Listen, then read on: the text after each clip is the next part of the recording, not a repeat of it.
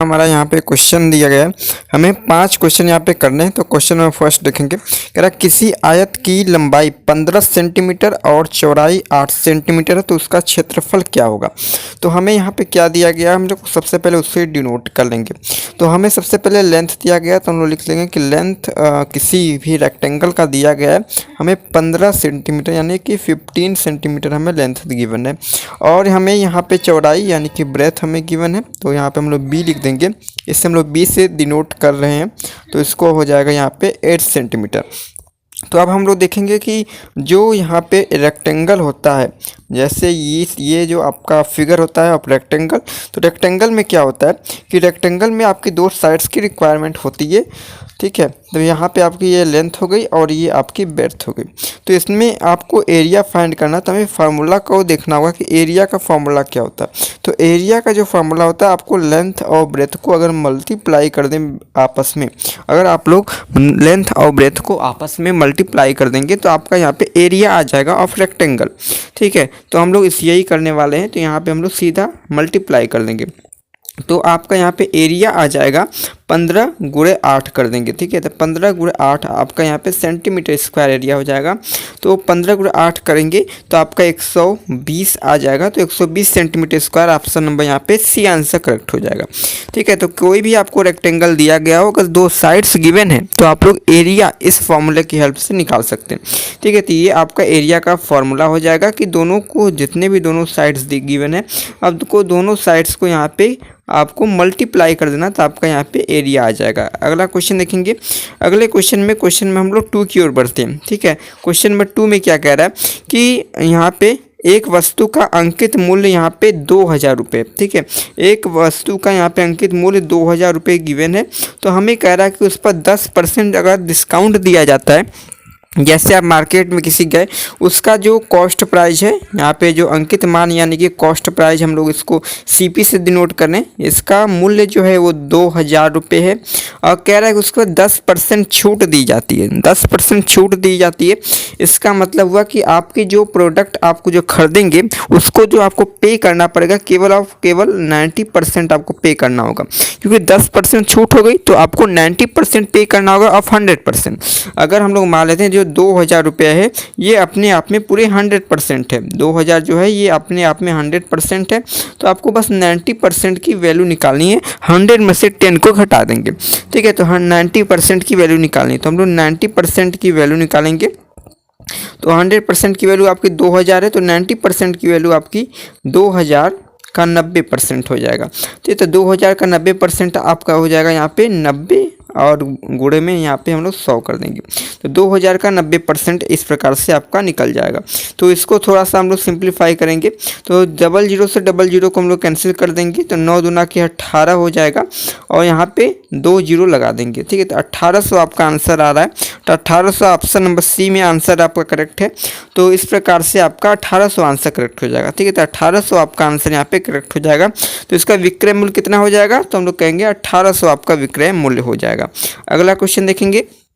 Question number हम लोग 3 की ओर बढ़ते हैं। क्वेश्चन नंबर 3 में कह रहा है कि किसी ट्रेन की गति 55 किलोमीटर प्रति घंटा है, ठीक है। तो यहाँ पे आपको जो यूनिट दी गई है ट्रेन की स्पीड की, यहाँ पे किलोमीटर पर आवर दी गई है। तो किलोमीटर पर आवर से हमें मीटर प्रति सेकेंड में चेंज करना है, ठीक है। तो मीटर प्रति सेकेंड में अगर जब भी चेंज करना पड़े और आपको जो गिवन है स्पीड वो किलोमीटर पर आवर में अगर है, तो इसको एक फार्मूला की हेल्प से आप लोग आसानी से सॉल्व कर सकते हैं। तो इसको अब सिंपल, आपको जो भी स्पीड दी गई है उसमें आपको 15 यहाँ पे 5/18 से मल्टीप्लाई कर देना है। तो आपकी जो स्पीड आएगी निकल कर न्यूमेरिकल वैल्यू, तो आपको यहाँ पे मीटर प्रति सेकेंड में आपकी वैल्यू आ जाएगी, ठीक है। मीटर प्रति सेकेंड में आ जाएगी। और वही चीज़ इसका उल्टा करना है, अगर आपको मीटर प्रति सेकेंड से आपको किलोमीटर पर आवर में जाना है तो आपको सिंपल मल्टीप्लाई कर देना होगा, 18/5 से मल्टीप्लाई करना है, ठीक है। मतलब कि पलट के आपको मल्टीप्लाई कर देना है। तो हमें यहाँ पे इस केस में क्या करना है कि हमें किलोमीटर प्रति घंटा से हमें मीटर प्रति सेकेंड में चेंज करना है। तो हम लोग सिंपल 5/18 से मल्टीप्लाई करेंगे, तो यहाँ पे 44 लिखेंगे, यहाँ पे जो भी किया गया तो आपका 54 हो जाएगा। तो 54 में आपको यहाँ पे 5/18 से मल्टीप्लाई करना, ठीक है। तो यहाँ पे 54 में 5/18 से मल्टीप्लाई करेंगे तो इसको मल्टीप्लाई करेंगे तो 18 से 3 बार में कट हो जाएगा। तो इसको 5 × 3 करेंगे तो 15 मीटर पर सेकेंड आपका आंसर हो जाएगा। आपका ऑप्शन भी मैच कर रहा है तो 15 यहाँ पे आपका आंसर करेक्ट हो जाएगा। 15 मीटर प्रति सेकेंड आपका आंसर करेक्ट हो जाएगा। अगला क्वेश्चन देखेंगे, चौथा नंबर क्वेश्चन।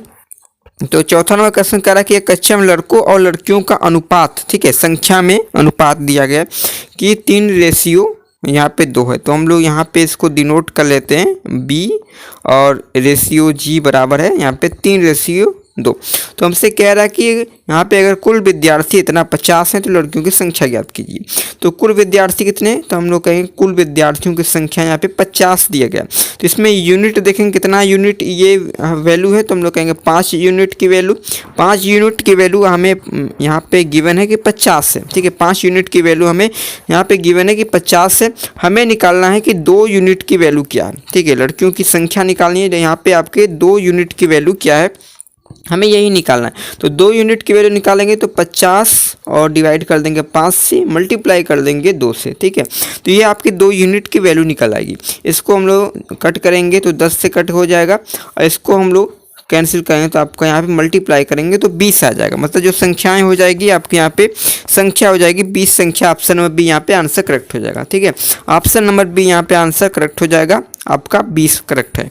अगला क्वेश्चन देखोगे जो कि यहाँ पे इस वीडियो का लास्ट क्वेश्चन होने वाला है। कह रहा है कि 2 पाइप एक टंकी को क्रमशः 12 घंटे 18 घंटे में भरते तो दोनों एक साथ मिलकर कितने घंटे में भरेंगे, ठीक है। तो हम लोग कहते हैं कि एक नल ए है जो कि किसी टंकी को 12 घंटे में भर रहा है और बी है यहाँ पे 18 घंटे में भर रहा है। दोनों कैल्शियम निकालेंगे।